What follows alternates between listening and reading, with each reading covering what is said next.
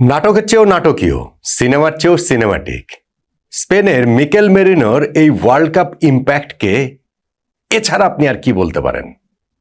বিশ্বকাপের নকআউট ম্যাচে তার জয়সূচক গোল, সেটাও পরপর দুই ম্যাচে, সেটাও পর্তুগাল ও বেলজিয়ামের মতো দুই পাওয়ার হাউসের বিপক্ষে, সেটাও বদলি হিসেবে নেমে, সেটাও 91তম মিনিট ও 88তম মিনিটে।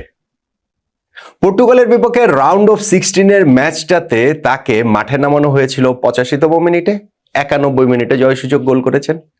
আজকে কোয়ার্টার ফাইনালে বেলজিয়ামের বিপক্ষে তাকে মাঠে নামানো হয়েছে আরো 1 মিনিট পরে, 86তম মিনিটে। গোল করেছেন তিনি আরো 3 মিনিট আগে, 88তম মিনিটে। নিজের সেকেন্ড টাচেই এই যে লক্ষ্যভেদ মিকেল মেরিনোর, সেইটাই স্পেনকে তুলে দিয়েছে সেমিফাইনালে।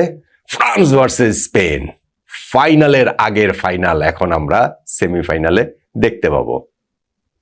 বেলজিয়াম এই ম্যাচটাতে লড়েছিল, এই ওয়ার্ল্ড কাপটাতেই তারা যেই পারফর্ম করেছে, সোনালী প্রজন্ম পেরিয়ে আসা এই বেলজিয়াম, তাদেরকে ক্রেডিট দিতেই হবে। কিন্তু শেষ সময় গিয়ে তাদের হার মানতে হয়েছে বোধ করি কিছুটা নিয়তির কাছেও, কিছুটা ভাগ্যের কাছেও। কেননা তাদের নিয়মিত গোলকিপার থিবো কর্তোয়া যদি ইনজুরির কারণে উঠে না যেতেন, তাহলে হয়তোবা ওই গোলটা তাদেরকে খেতে হয় না, হয়তোবা খেলাটা অন্তত পক্ষে এক্সট্রা টাইমে গিয়ে তারা ফোর্স করতে পারে। ম্যাচটা এরকম হবে, এরকম জমজমাট হবে, সেটা আসলে একটু ধারণাই করা গিয়েছিল। কেননা ধরেন ইউরোপের দুই সুপার পাওয়ার দল, স্পেন অবভিয়াসলি এগিয়ে ধারে ভারে শক্তিতে, কিন্তু বেলজিয়ামও এই ওয়ার্ল্ড কাপে তারা দেখিয়েছে যে হারার আগে তারা হারে না, শেষ সময় পর্যন্ত তারা লড়ে যায়। এবং এই ম্যাচটাতে যখন তারা শুরুতে পিছিয়ে গেল 30তম মিনিটে ফাবিয়ান রুইজের করা গোলটাতে, সেইটা স্পেনের কোচ যে দে লা ফুয়েন্তে, তার আস্থার প্রতিদান দিয়েছেন রুইজ, কেননা 11-এ তাকে এখানে খেলানো হয়েছে। ওইটাতেও কিন্তু রিবাউন্ড ছিল, যেইখানে থিবো কর্তোয়া আসলে বলটা সেভ করেছিলেন, ঝাঁপিয়ে পড়ে সেভ করেছিলেন, কিন্তু রিবাউন্ডটা গিয়ে রুইজের কাছে পড়ে এবং তিনি সহজেই সেটা গোল দিয়ে দেন। এখন এই টুর্নামেন্টে স্পেনের গোল দেওয়া মানেই মোটামুটি জয়ের নিশ্চয়তা, মোটামুটি না জয়েরই নিশ্চয়তা। কেননা এখন পর্যন্ত তো বিশ্বকাপে স্পেন কোনো গোল খায়নি। গত বিশ্বকাপের শেষ থেকেও যদি ধরা হয়, যদি না মানে ধরা যে হয়েছে স্পেনের গোলকিপার উনাই সিমন, সেই ক্ষেত্রে বিশ্বকাপে দীর্ঘতম সময় গোল না খাবার রেকর্ডটাই তিনি করে ফেলেছেন। এবং আজকে ম্যাচে তো দেখা গেছে যে বিশ্বকাপে 10 ঘন্টারও বেশি সময় ধরে স্পেন গোল খায়নি।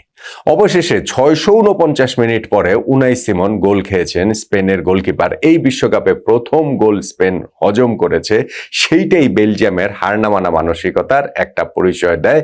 যেইখানটাতে হচ্ছে গিয়ে চার্লস ডি ক্যাটেলার, তিনি হেড থেকে হচ্ছে গিয়ে ভালো একটা গোল দিয়েছেন, যেই হেডটাতে তার সঙ্গে যে মার্কার ছিলেন পাউ কুবার্সি, তার ধরেন কিছুটা দায়িত্ব আছে, সেভাবে বলতেই পারেন। এই পাউ কুবার্সির আবার ম্যাচের রেজাল্টের জায়গাটাতে একটা তার গুরুত্বপূর্ণ অবদান রয়েছে।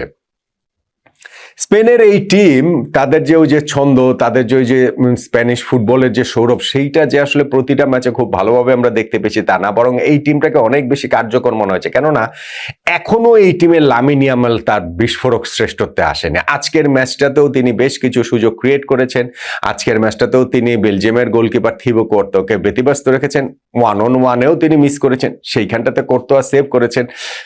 এবং সেই জায়গাটাতে আসলে বেলজিয়াম ভীষণ ভীষণ আনলাকি, যখন থিবো কর্তোয়াকে ইনজুরির কারণে উঠে যেতে হলো 72তম মিনিটে, থাই ইনজুরি।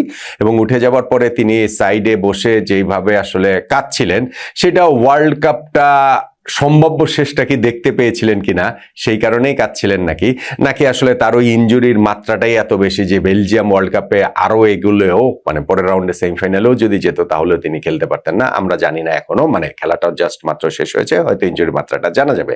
কিন্তু এই যে থিবো কর্তোয়ার উঠে যাওয়াটা, সেটাই শেষ পর্যন্ত গিয়ে বেলজিয়ামের এই পরাজয়ের বড় কারণ হয়ে গিয়েছে।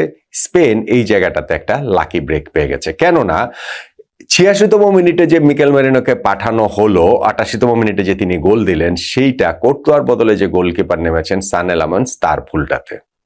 ম্যানচেস্টার ইউনাইটেডে এই সিজনটাতে তিনি গিয়েছেন এবং সেই জায়গাটাতে কি আস্থার প্রতীক হয়ে তিনি ছিলেন পুরো মৌসুমটাতে। ইউনাইটেড যে স্ট্রাগল করছিল গোলকিপিং পজিশন নিয়ে, আন্দ্রে ওনানা মোটামুটি হচ্ছে কি ওইখানটাতে ততস্থ করে রেখেছিলেন, বল গেলেই মনে হতো গোল। তিনি এই জায়গাটাতে একটা কামনেস নিয়ে এসেছিলেন ম্যানচেস্টার ইউনাইটেডের ওই জায়গাটাতে। সিজনটা এত ভালো গেল, কিন্তু থিবো কর্তার তো ডেপুটি হয়েই থাকতে হবে। তবে যখন তার সময় এলো, যখন কোর্তোয়া ইনজুর্ড হলেন, যখন এই সান-11-এর স্টেপ আপ করার কথা, ওই সময় আসলে দলটাকে তিনি ডুবিয়ে দিলেন।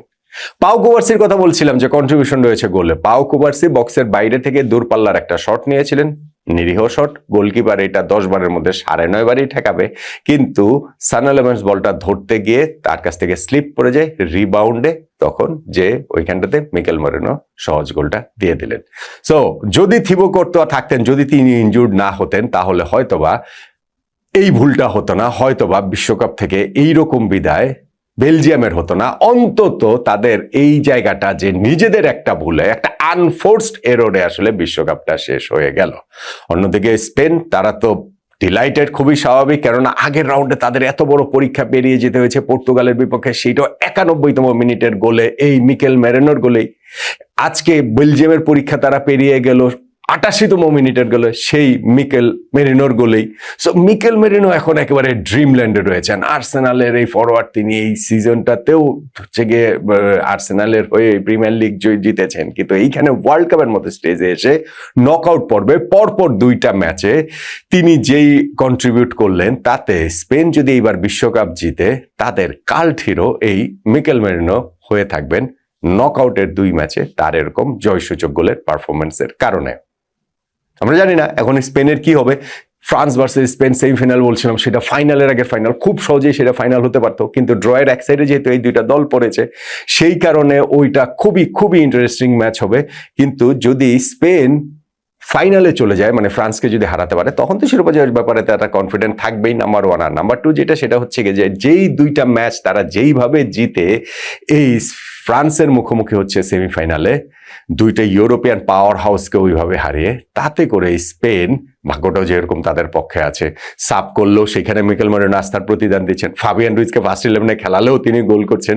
সো সবকিছু মিলিয়ে স্পেনের এই টিমটা কি 2010-এর পুনরাবৃত্তি হতে যাচ্ছে।